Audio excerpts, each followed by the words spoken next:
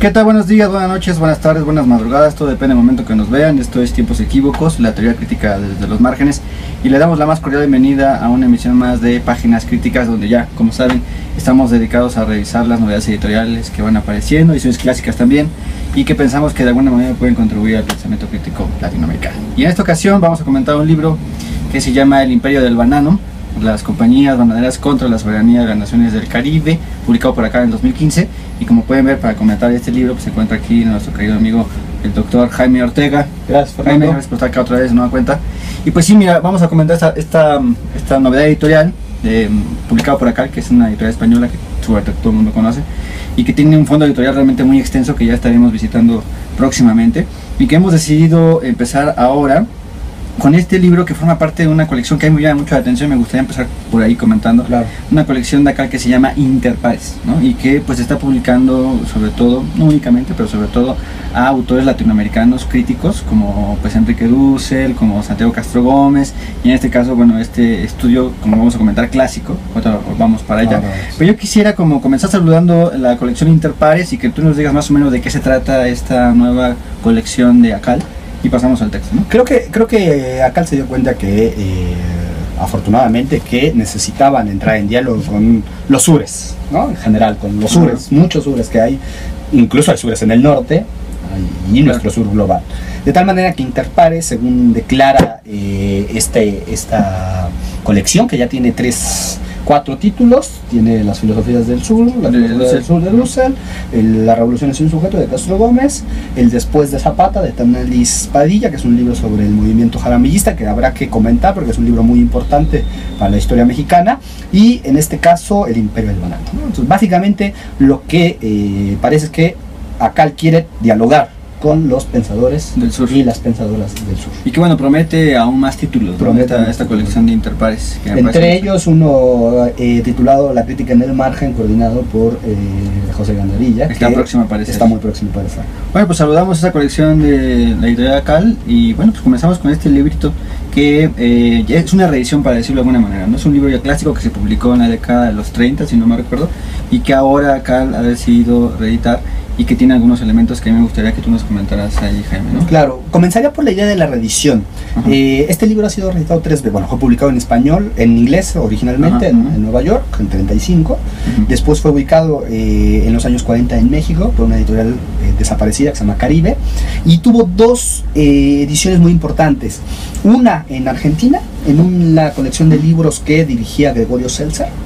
Gregorio Seltzer, por ejemplo, publicó 4 imperialismos sobre las Antillas, un libro del anarquista trotskista francés Daniel Guérin, y junto a este libro caribeño también publica este estudio. Y la versión de la que toma Cal, la traducción es una edición del año 61, es muy importante esto, publicado en Cuba, es decir, cuando recién triunfada la revolución, lo cual le da un significado de lo importante que era el texto para comprender la geopolítica del Caribe. Bueno, quizás algunos podrían pensar que bueno, es un texto ya, digamos, añejo, ¿no? Y que bueno, a lo mejor no estaría digamos, actualizado, ¿no? Quizás alguno pueda decir eso, sobre todo en un tema tan especial como es pues la experiencia de la Fruit Company en América Latina, que es terrible, es nefasta, que seguramente el libro va a hablar muchísimo de eso, y sobre todo la idea, y esa es la parte que me interesa, que a lo mejor tú lo vas a abordar, la idea de que es como una forma de hacer la historia de nuestra América Latina, la historia sobre todo del Caribe, casi siempre está desaparecido, claro, ¿no?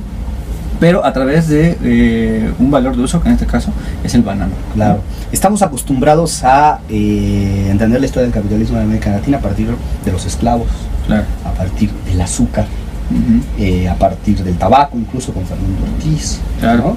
Claro, a partir de las industrializaciones del siglo XX. Pero el banano juega un par de... El plátano, pues, como lo decimos acá en México, aunque en el resto del sur le dicen el banano, ¿no? Es una mercancía fundamental. Sí. Que nadie se había dado cuenta que estaba ahí y que funciona como un operador en las economías del Caribe. O sea, entonces este libro tiene como protagonista ahí a la Fruit Company, ¿no? Diríamos que es la historia del empoderamiento de la United Fruit Company. Nosotros conocemos la historia de la United Fruit Company sobre todo a partir del guatemalazo. El golpe a la revolución guatemalteca en el año 54. Es cuando la United Fruit Company que queda plasmada incluso en un cuadro de Diego Rivera, un famoso cuadro de Diego Rivera, donde un golpista está dándole la mano y está ahí un misil con la inscripción de la United Company, ¿no? A partir de ese cuadro famoso de Diego Rivera.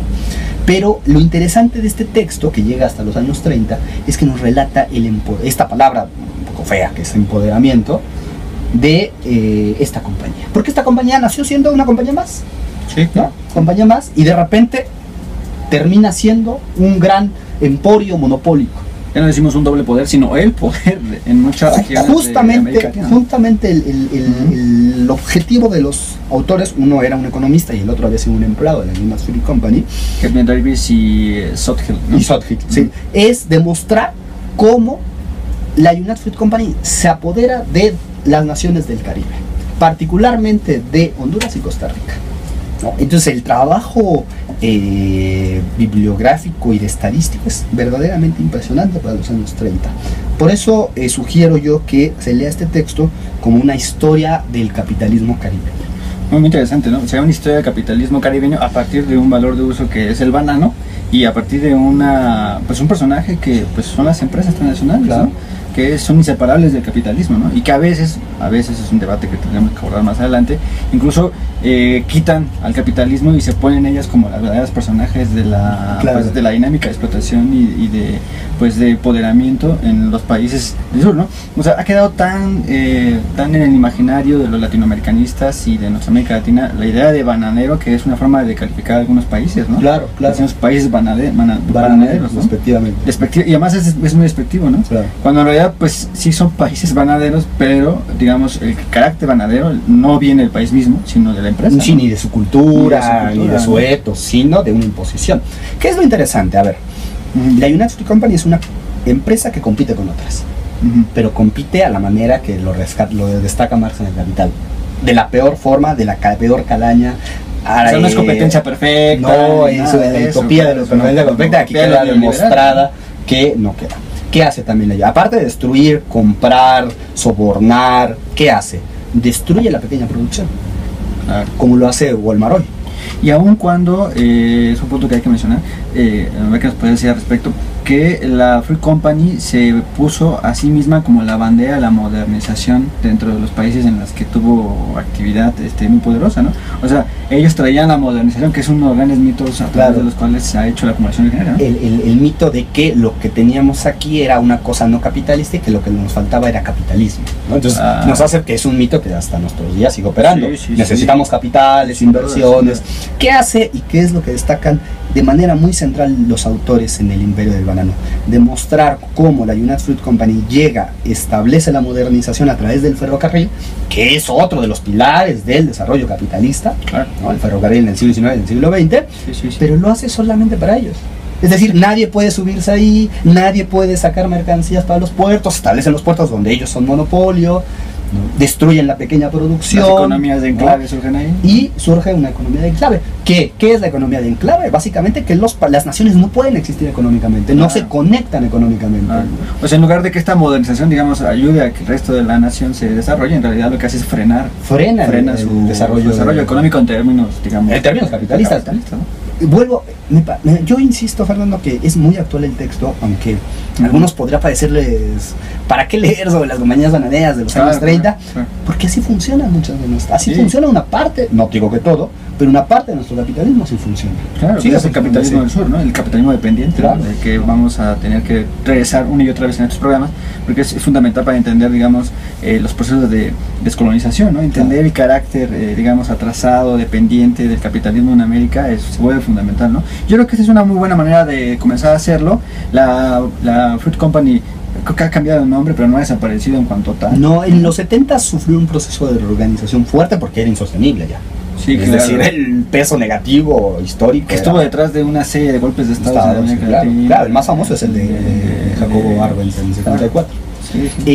Lo importante del texto en una de sus partes, que atraviesa todo el texto, mejor dicho, es que demuestran algo que además vivimos cotidianamente, que es el sometimiento de ciertos políticos, de ciertas ideologías y de personajes, por supuesto, a las empresas transnacionales.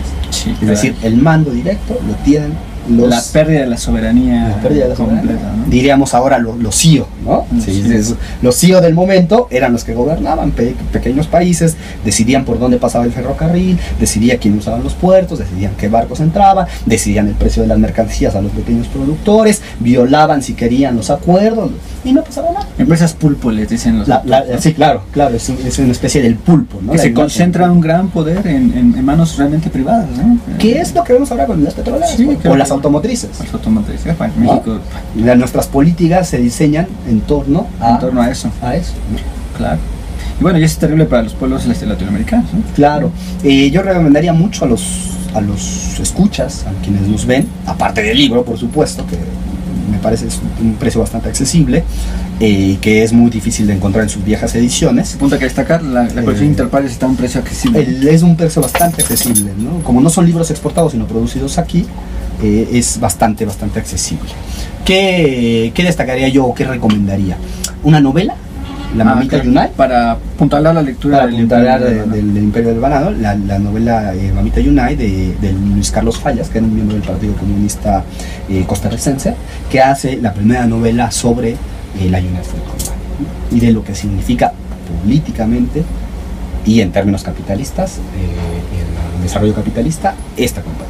Bueno, a mí me llama mucho la atención que, bueno, este es un texto de los 30, pero que es una forma también diferente de entrarle al historia del capitalismo por sus valores de uso, ¿no? Claro. Pero ya hay un libro que habla sobre el algodón, que ya estaremos comentando. Hablan más sobre adelante, sobre el chocolate, sobre el acero, el petróleo. Ya estaremos recorriendo esas formas de hacer la historia del capitalismo que son muy importantes, porque, bueno, el capitalismo no es algo abstracto, ¿no? Aunque se le puede mencionar de manera abstracta, en realidad tiene su concreción en cosas tan terribles como pues estas empresas que siguen haciendo y haciendo a nivel mundial hasta el día de hoy. Pues yo lo dejaba ahí, Jaime. Sí, yo creo que la lectura del libro. Las y los lectores podrán acercarse al libro, digo, se pueden ahorrar,